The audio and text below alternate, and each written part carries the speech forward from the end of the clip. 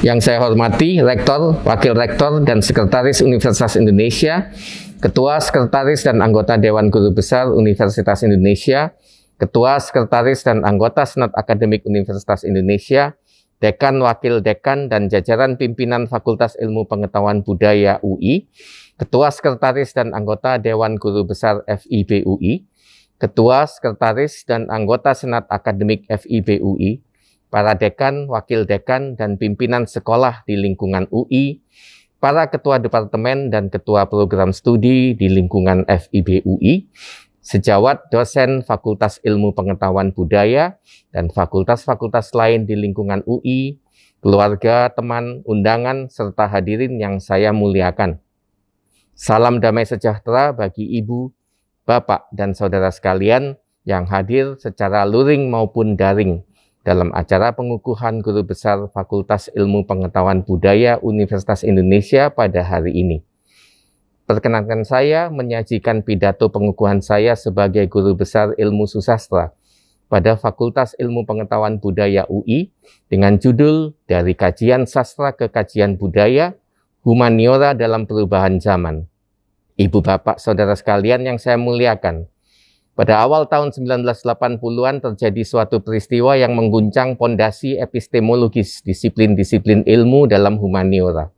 Seorang guru besar ilmu susastra di Columbia University, Amerika Serikat, yang lahir di Palestina dari ayah berkebangsaan Amerika dan ibu berdarah Arab, Edward Said namanya, mempublikasikan kritik intelektualnya terhadap Barat dalam sebuah buku yang nantinya berdampak monumental dalam studi-studi humaniora, yaitu buku yang berjudul Orientalism. Secara tajam, Said menelanjangi cara dan pola pikir Barat yang menyangkut Asia atau lebih khusus lagi dunia Islam di Timur Tengah yang kerap dirujuk dengan istilah Orient. Said menyatakan bahwa cara Barat menggambarkan Asia dibentuk oleh imajinasi, distorsi, generalisasi, dan esensialisasi yang kesemuanya mengarah pada suatu dampak yang sangat merugikan Asia, yaitu bahwa Asia adalah wilayah peradaban dan sekumpulan masyarakat yang inferior dibandingkan dengan Barat. Cara pandang seperti ini lanjutnya tercipta sebagai wujud hasrat Barat untuk mendominasi Asia, dan oleh karena itu penting untuk menggambarkannya sebagai lemah. Sebagai suatu bangun pemikiran tentang yang lian atau the other, Orientalism telah mentradisi dan berakar jauh di dalam kesadaran orang-orang Eropa dan Amerika. Bagaimana bisa suatu gambaran tentang orang lain yang bukan Barat, serta dibangun di atas fantasi Barat sendiri menyebar luas dan diterima sebagai suatu kebenaran atau realitas? Jawaban Said atas pertanyaan inilah yang membuat jagat humaniora gempar. Ia mengatakan bahwa Orientalisme dapat terwujud menjadi pengetahuan yang diyakini kebenarannya, bukan karena dicekokkan melalui pemaksaan atau tekanan, melainkan disusupkan melalui ilmu pengetahuan, estetika, ekonomi, sosiologi, ilmu sejarah, dan filologi. Mahakarya-mahakarya kesusastraan Barat yang selama berabad-abad disanjung-sanjung dan dijadikan bacaan wajib di berbagai studi sastra Barat, dengan tujuan untuk menetapkan standar bagi keindahan dan keunggulan, menjadi sasaran kritik keras Said. Ia membaca ulang pujangga-pujangga besar untuk memperlihatkan bagaimana teks-teks yang dihasilkan para maestro itu secara konsisten berpartisipasi, membentuk, menyebarluaskan, dan mengukuhkan wacana orientalis. Karya-karya mereka, tuding Said, turut memberikan stempel legitimasi bagi praktek-praktik rasisme, perbudakan, imperialisme, dan kolonialisme oleh bangsa-bangsa Barat atas dunia Timur. Secara tidak langsung, para ilmuwan seolah bergandengan tangan dengan para politisi dan panglima militer yang melaksanakan agenda-agenda penaklukan dan penguasaan atas Asia melalui diplomasi dan ekspedisi militer. Akan tetapi, yang dilakukan para pujangga itu lebih menakjubkan lagi, karena mereka mampu secara efektif memengaruhi pandangan dan pikiran orang banyak melalui tulisan, bukan senjata. Napoleon Bonaparte misalnya dalam misi penaklukan atas Mesir membawa sepasukan linguis, filolog, dan sarjana-sarjana humaniora lainnya sejumlah 167 orang untuk mencatat dan mempelajari seluruh hal ikhwal Mesir dari zaman kuno hingga saat itu, yakni peralihan dari abad ke-18 menuju abad ke-19. Sebagaimana juga Snuk Hurkronje memenangkan Aceh menjelang akhir abad ke-19 melalui pengetahuannya yang komprehensif tentang Islam. Invasi Napoleon ke Mesir melahirkan pengetahuan tentang Mesir yang disebut dengan Egyptologi, tetapi juga menjadi babak awal kolonialisme Barat di Timur Tengah. Ibu bapak, saudara sekalian yang saya hormati, sastra tidak bisa dilepaskan dari perkara kekuasaan seperti diperlihatkan Said. Walaupun sastra bisa saja berangan-angan untuk tetap berjarak dari kekuasaan, di antara kedua kutub yang sepertinya berseberangan itu terdapat jembatan yang disebut dengan ideologi. Sejak terbitnya Orientalisme, kurikulum sastra di berbagai studi sastra di perguruan tinggi mengalami perombakan radikal, terutama pada cara membaca teks-teks kanon secara kritis untuk menguak kerja ideologi yang menggunakan sastra dan budaya sebagai penjelmaannya. Revolusi dalam studi sastra dan humaniora secara umum sebagai akibat dari perubahan fundamental pada pemahaman tentang sastra dan peran yang dapat diberikan oleh kekuasaan kepadanya tanpa paksaan ini mendorong berkembangnya sebuah tren baru dalam humaniora, yaitu yang disebut dengan cultural studies atau kajian budaya. Meskipun teori-teori kritis yang lazim digunakan dalam kajian budaya telah bersirkulasi dengan semarak sejak sekitar tahun 1970-an, studi sastra, apalagi yang sudah sangat mapan, seperti studi-studi sastra Barat, tidak menganggap teori-teori kritis sebagai bagian dari dunia sastra. Masuknya berbagai teori kritis dari ranah Marxis dan postmodernis memulai sebuah tradisi membaca teks yang tujuan utamanya bukan untuk melakukan katalogisasi atas segala hal unggul yang terdapat di dalam teks, melainkan menyelam lebih dalam ke bawah lapis keindahan teks untuk menemukan pola pikir, cara pandang, atau ideologi yang membonceng pada teks. Oleh sebab itu, para pelaku teori-teori kritis lebih tertarik untuk membahas cara kuasa dominan atau hegemoni menguasai kesadaran publik atas dasar kesukarelaan, alih-alih cara-cara represif. Kerja penafsiran atas teks bergeser menjadi upaya penafsiran atas tafsir suatu teks, karena pada ranah tafsirlah ideologi bisa mewujudkan dirinya. Walaupun teori telah lama mewarnai kritik sastra pada studi-studi sastra di banyak tempat, barulah sesudah tahun 1980-an, warna kajian kritis itu tidak hanya akademis sifatnya, tetapi mulai bermuatan politis.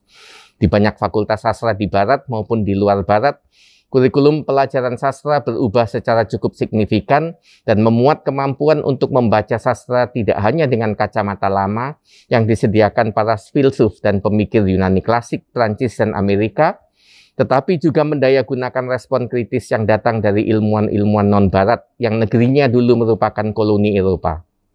Di Fakultas Ilmu Pengetahuan Budaya UI, bahkan jenis-jenis teks lain yang dulu tidak lazim digunakan dalam kajian sastra seperti film, seni pertunjukan, grafiti, musik, pidato politik, berita media, blog dan vlog, serta media sosial, kini marak dijadikan korpus riset mahasiswa dengan tujuan untuk mengungkap baik aspek-aspek tekstual maupun ideologisnya. Riset dilakukan tidak untuk mereproduksi pengetahuan terdahulu yang telah menjadi pakem, atau mereplikasi standar dan prosedur membaca dan menafsir korpus sebagaimana dirumuskan oleh Barat, tetapi diproblematisasi secara kritis untuk memunculkan sisi-sisi teks yang eurosentris ataupun orientalis.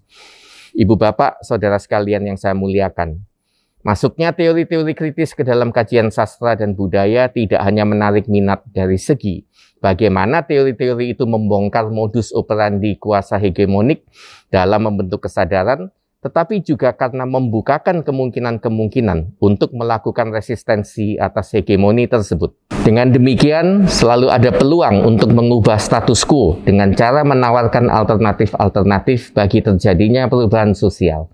Berubahnya nama Fakultas Sastra menjadi Fakultas Ilmu Pengetahuan Budaya pada awal tahun 2000-an, turut memfasilitasi perubahan paradigma dan perluasan ruang lingkup studi-studi sastra di UI.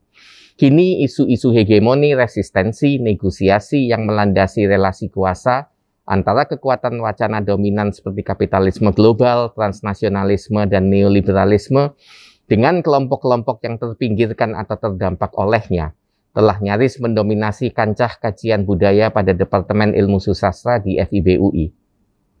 Kendatipun demikian, realitas sosial terus berubah dan kondisi kehidupan kita pada saat ini tidak lagi sama seperti dulu ketika wacana perlawanan terhadap hegemoni dikembangkan.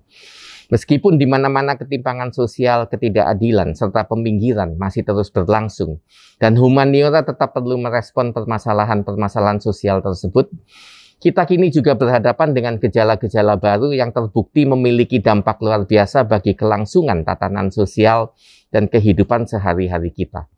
Kekuatan-kekuatan baru ini berkarakter post-human, dalam artian bahwa mereka tidak dapat dikendalikan dampaknya ataupun diprediksi dinamikanya, dan bahkan berpotensi menggeser sentralitas manusia atau humanisme yang selama ribuan tahun tiada lelah mencoba menaklukkan berbagai kekuatan eksternal non-manusia bagi kesintasan dirinya. Kata kunci baru yang perlu diperhitungkan adalah vulnerability atau kerentanan. Kerentanan ini disebabkan oleh ketakpastian dan ketakterkendalian masa depan yang diistilahkan dalam beberapa tulisan dengan precarity. Dunia yang bersifat precarious adalah kehidupan yang tak dapat direncanakan dan tanpa tujuan pasti, sehingga menakutkan. Tetapi juga bukannya tanpa kemungkinan bagi keberlanjutan kehidupan. Hanya saja, kebanyakan sarjana yang membahas isu kerentanan ini masih menempatkan pokok persoalan pada tatanan dunia yang dibangun di atas pondasi kapitalisme. Dan itulah sebabnya mengapa lalu pasangan istilah yang diajukan bagi vulnerability masih terpaku pada resistance atau perlawanan terhadap kerentanan tersebut. Alternatif pasangan yang dianggap lebih sepadan bagi vulnerability adalah resilience atau resiliensi. Walaupun konsep ini juga kerap digunakan dalam wacana neoliberal dalam hubungan dengan kemampuan rakyat jelata untuk memulihkan diri dari suatu krisis, misalnya krisis ekonomi atau bencana. Resiliensi dapat diperluas cakupannya untuk berbicara tentang jenis tantangan atau bencana yang tidak berasal dari ulah manusia, seperti perubahan iklim, serangan virus skala global dalam rupa pandemi, atau pengambil alihan kehidupan manusia oleh teknologi yang dibuatnya sendiri tetapi tak lagi mampu ia kendalikan. Vulnerability dan resilience ini tampaknya akan lebih mampu berbicara banyak dalam menyikapi kompleksitas relasi manusia dengan berbagai tantangan yang berasal dari entitas non-manusia yang tidak bisa dilawan dengan bentuk resistensi apapun. Dalam hal ini, ikhtiar manusia tidak lagi berpusat pada bagaimana cara menanggulangi atau menaklukkan tantangan yang mengancam masa depannya, melainkan lebih pada bagaimana caranya untuk menyerap guncangan tanpa terluka parah, beradaptasi dengan ketidakpastian masa depan, dan memulihkan diri dengan cepat ketika mengalami serangan. Kajian kritis atas kebudayaan ke depan boleh jadi akan lebih bersangkutan dengan kesintasan manusia dalam lingkungan alam dan tata kehidupan yang berubah secara drastis, di mana kuasa global seperti kapitalisme pun bisa terpukul keras seperti yang kini sedang terjadi akibat pandemi COVID-19. Wilayah penjelajahan baru ini juga bisa memberikan ruang kelegaan bagi kajian-kajian kritis dalam humaniora, yang pada titik ini mungkin sudah mulai susah untuk bernapas di dalam ruang teoritis dominan, skema hegemoni, dan resistensi. Masih adakah peluang bagi kajian budaya kritis untuk tetap bernuansa politis seperti sekarang, dan terus menawarkan strategi atau siasat untuk menggoyahkan status quo, bila mana ia akhirnya masuk ke habitat riset baru, vulnerability dan resilience, dan meninggalkan rumahnya saat ini, hegemoni dan resistance? Saya belum bisa memberikan jawabannya dan tidak ada kepastian bahwa jawaban yang tuntas akan pernah dapat ditemukan karena masa depan yang tak lagi bisa direncanakan, dipastikan, ataupun dikendalikan. Ibu bapak saudara sekalian yang saya hormati, akhir kata dengan kerendahan hati saya panjatkan puji syukur kepada Tuhan Yang Maha Esa atas berkat serta kasih-Nya, dan juga saya haturkan ucapan terima kasih yang tulus kepada banyak pihak atas dukungan terus-menerus bagi saya selama perjalanan pembelajaran di Universitas Indonesia sedari mula hingga hari ini. Teristimewa kepada Rektor Universitas Indonesia Profesor Ari Kunchoro yang mengukuhkan saya sebagai Guru Besar Universitas Indonesia, jajaran pimpinan FIB UI yang tak pernah bosan menyemangati dan memfasilitasi pengusulan kenaikan jabatan fungsional ini, Dewan Guru Besar baik pada tingkat fakultas maupun universitas yang telah memeriksa dan menyetujui pengusulan kenaikan jabatan saya untuk diproses lebih lanjut hingga tuntas. Para sahabat di Forum Universitas Indonesia Bersih yang integritasnya sebagai intelektual menjadi suri teladan saya dalam setiap langkah saya di UI. para sejawat dosen di FIB UI khususnya di Departemen Ilmu Susastra dan Program Studi Inggris, serta dari fakultas-fakultas lain di UI yang telah bertemu dan bersejawat dengan saya dalam banyak kesempatan, serta menjadi sumber pelajaran berharga yang tiada habisnya bagi saya untuk menjadi dosen yang lebih baik. Pribadi-pribadi istimewa yang menjadi senior, sahabat sejati, dan sumber inspirasi saya, Profesor Ririska Toha Sarumpait, Profesor Melani Budianta, Profesor Sunariyati Jayanegara, Profesor Ida Sundari Husen, Profesor Rosari Saleh, dan almarhum Profesor Sapardi Djoko Damono. Kedua almarhum orang tua saya, Mama Anne Maria dan Papa Franciscus Saverius, beserta ke-8 saudara saya, baik yang masih bersama saya maupun yang telah lebih dahulu pergi, karena cinta kasih mereka telah membuat saya menjadi orang seperti sekarang ini, dengan segala kekurangan dan kelebihan. Terakhir tetapi tak kalah penting, istri saya Christina Mitayani dan kedua putri kami, Mikaela Firly Pradita dan Gabriela Ismardianti, yang selalu punya cara untuk mengungkapkan cinta mereka, bahkan di saat-saat ketika saya sedang sangat menjengkelkan dan mengacaukan irama normal hidup mereka. Izinkan pula saya menyampaikan permohonan maaf kepada teman, sejawat, atau sahabat yang mustahil bisa saya sebutkan satu-satu karena waktu yang serba terbatas. Semoga Tuhan memberkati dan melindungi ibu, bapak, dan saudara sekalian setiap hari selama hayat di kandung badan.